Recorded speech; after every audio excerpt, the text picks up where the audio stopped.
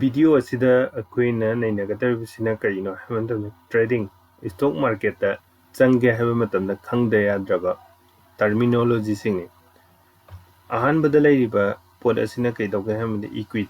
equity haibadi karino haiba matamda akoina stock share haiba sibu akoina kari haina khangnage haiba matamda equity haina khangnai mathangi sina mu kaidauga haimanda ax or bid haisina kaidauga haimanda ax haisina akoina buyer singna thajalakpa matamda hayang lesam tholakani stock se share se laige haiba matamda akoina display ama yengbi yai masida ax na kayam lai bid na kayam lai ax sina kaidauga haimanda laige damakta share sing akoina buyer thajalakpa bid haisina kaidauga haimanda matamda hayang share laikhiba singdo dudugi magi display ama tholakani haiba poche ax natraga bid se ani je side ani se loina uba phangani ax na yamne buyer na wange bid na yame seller na wange adumain tawdana terminology amasu lawba yai mathangda volatility hai taragadi market ki volatility haibane haibadi maase kaidauga haiba matam ayambada news kumba laiba matamda great news natraga kanagumamna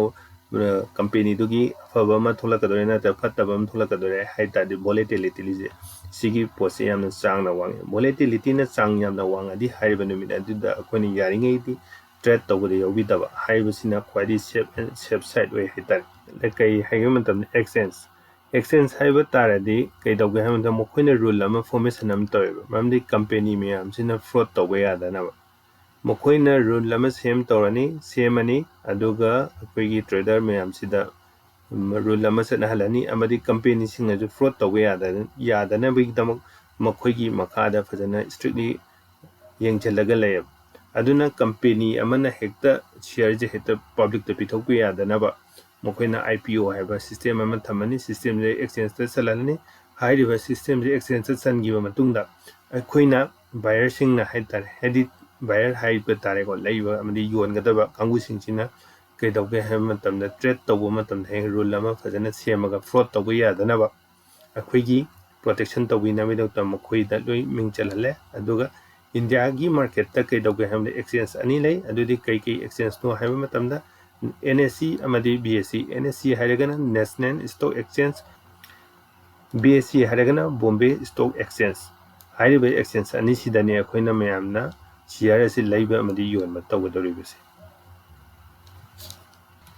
broker jina amuk kaidauga haiba matamda broker haisina akoigi trader akoigi namakta mokoina share laiba amadi yonba tawgada mokoina mateng pangbi haitare akoina direct exchange ta hek chatlaga lairubadi yadabanina broker amagi through da mokoina akoina pamjari potu laibiba amadi yonbibigi thabakse mokoina tawe aduga mathangi amuk tamsina kaidauga haiba matamda bull and bear market hai taragadi akoigi price na upka taragadi haiba potu bull market bull na yamna changne haibadi mayamsi loina laiba pamnare haidune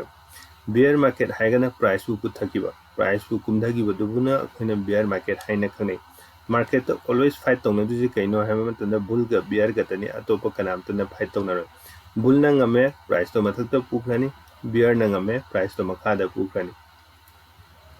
aduga mathangi tamdana kaidauge haiba matanda intraday amadi delivery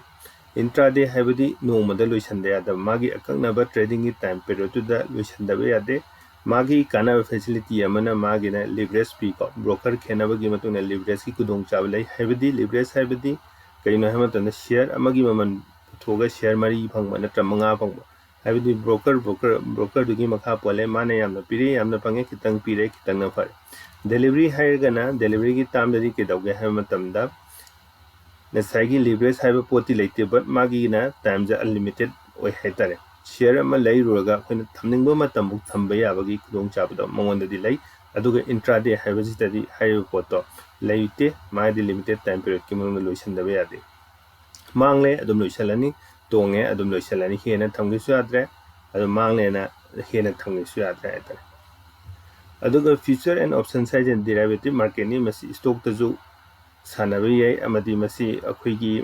magi trading style jina makhala more magi se future ja sanaga na paisa am chawna changi option da chana ga ju magi lot size aina amalai lot size sabdi share makhal khana masing asuna lot size ama semba haina lai adugi matuina maje laibe yon ba tawdoni magi su time limited pero lai haitare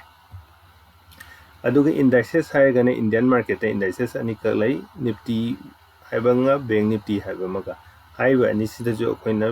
future ꯑꯦꯟड ꯑꯣꯞꯁꯟꯁꯀꯤ ꯇ꯭ꯔꯦꯗꯦꯠ ꯇꯧꯕ ꯌꯥꯏ.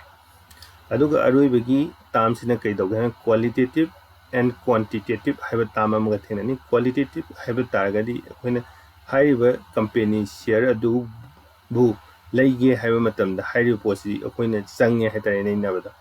Company अदु future की मागी prospect से करीनो, company जी क्याम फरी, हजिक तोरिबा product सिना करीनो, मागी करी करी अनौबा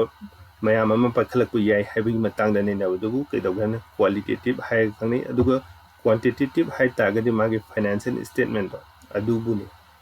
मागी समना हैबदा मागी सहीदुगी प्रॉफिट एंड लॉस नत क्वार्टरली की प्रॉफिट एंड लॉस, इनकम क्याम लाई, मिंगोना पिथोकदबना क्यानो, अदगी कना कना मैम मागी शेयर मैम से लई खोली, कना ने हिन्नम पमने हैबी मतंगदो अदुबगी नैनाबदुबु अखोइना कैदौगे हमना क्वालिटेटिव एंड क्वांटिटेटिव एनालिसिस हाइना खंगने. हाइबा टर्मिनोलॉजी तराजे मसी ट्रेडिंग हाइबा पोची चंगके हाइ तारगदी अखोइना यामने तोइना थेंगनाबु वर्डसिंगने. हाइरिबा सिंगजे अखोइना निंगथीजना खंगबा तारगदी मतंग मतम चाना चाना सिजनरगा हे अखोइना ट्रेडिंग जे तौगदरोइबने. ट्रेडिंग टर्मिनोलॉजी की वीडियो मते असि मतंग असोइदा लोइसिनजरे.